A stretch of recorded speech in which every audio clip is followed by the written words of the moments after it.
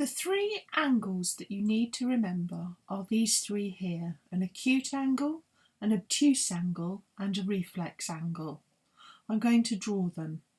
An acute angle has a parameter of being greater than 0 degrees but less than 90 degrees, as I have marked.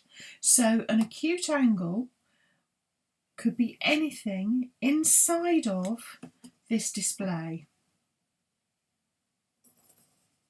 There's an acute angle there.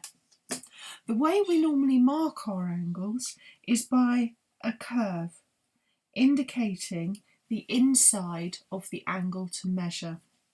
There you can see the acute angle that I've randomly drawn is 70 degrees.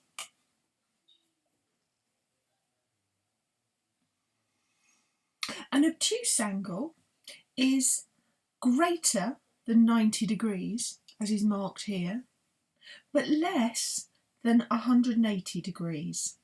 So if I draw this angle, it could be anywhere within this section of my illustration.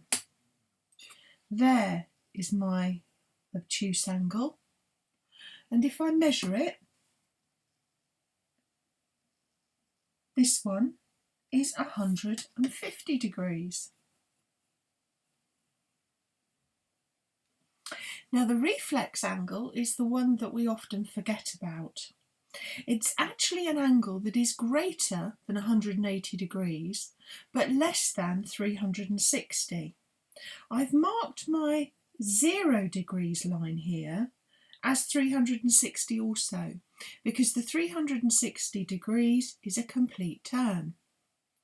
If I think about travelling from this line, facing in this direction, through my 180 degree angle along the straight line, and then back down, coming towards my 360 degrees, a reflex angle finishes anywhere in this portion of my diagram. I'll draw.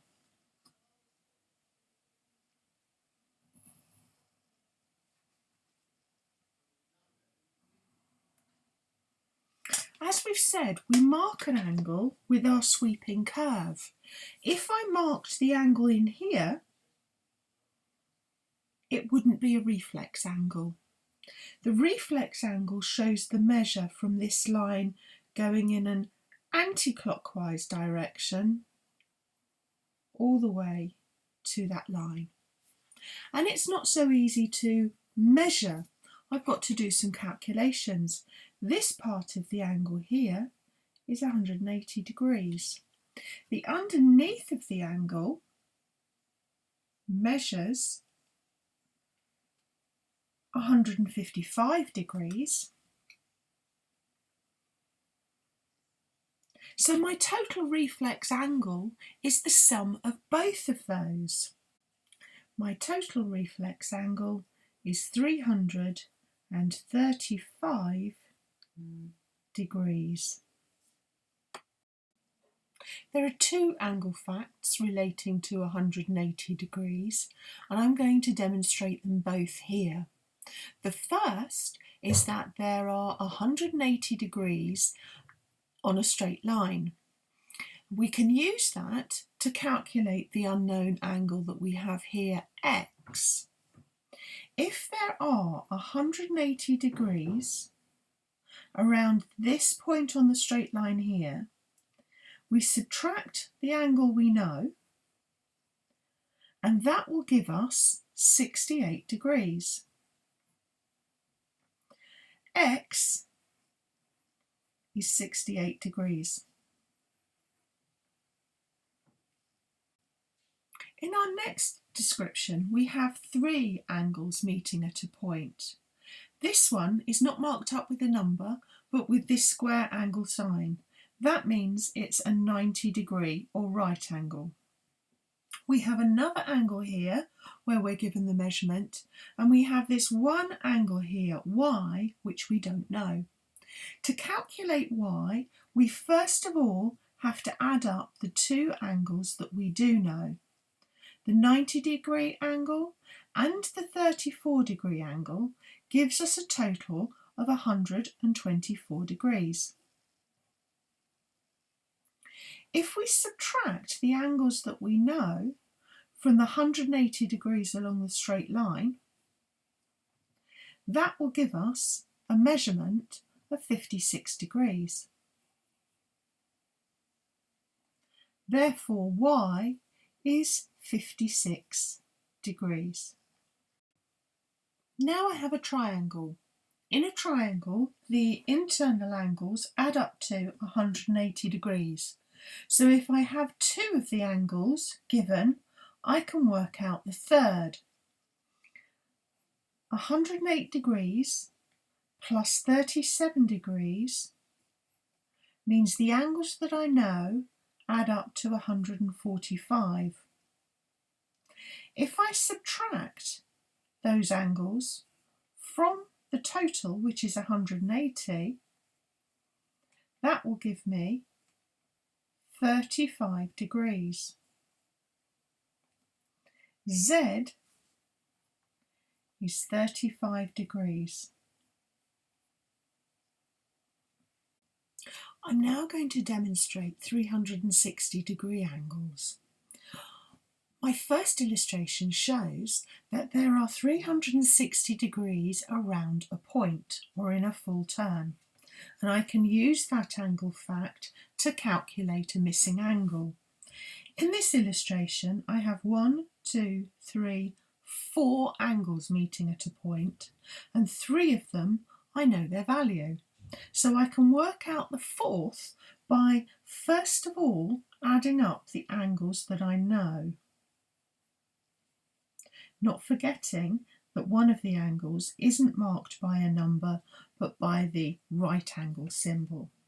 So 20 plus 90 plus 99 gives me a total of 209 degrees. If I subtract my 209 degrees from 360 being the total full turn, that will give me a measurement of 151 degrees. A is 151 degrees. In my second illustration, I have an irregular quadrilateral, so a four-sided shape with no equal angles or sides. I can use the calculation that all of these internal angles add up to 360 to calculate B. I first of all add up all the angles that I know, 32 plus 61 plus 94.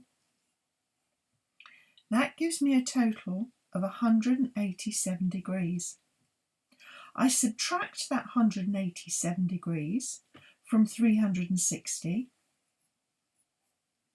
and that will give me 173. B, therefore, is 173 degrees.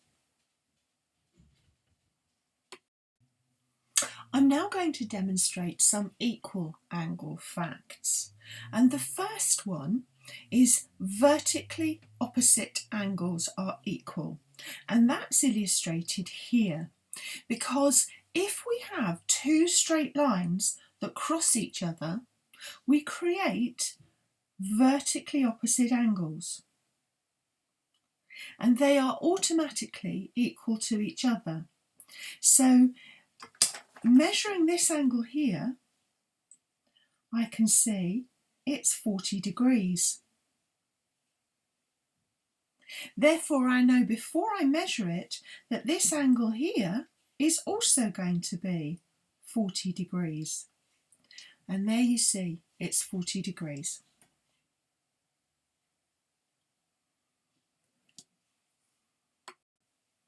My second illustration shows a triangle. If I measure this line here, I can see it's 54 millimetres.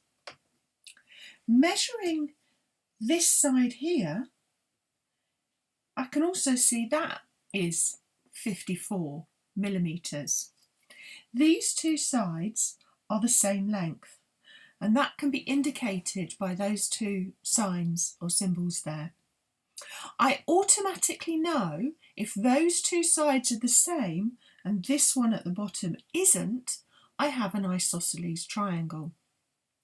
In terms of angle facts, if I have an isosceles triangle, the angles that I find at the base of my equal sides, here and here, are going to be equal to each other also. I'll prove it by measuring them. So this first angle, coming from here up to here, you can see is 69 degrees. I move the protractor over the other side. I measure this angle, going from 0 up. You can see this also is 69 degrees.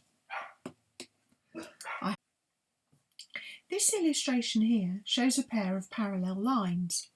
I know they're parallel because they're marked up with these arrowheads. That indicates they're parallel. If these parallel lines should be crossed with a transversal line, that just means a line going straight through them like that, I create a set of equal angles. The first one I want to illustrate is the alternate angle. So that is the angle that appears on alternate sides of the transversal, like here and here. They are alternate angles and they are equal. In my second pair of parallel lines, I'm going to cross that with a transversal to illustrate for you corresponding angles. Corresponding angles appear on the same side of the transversal. For example, here and here. Corresponding angles are equal.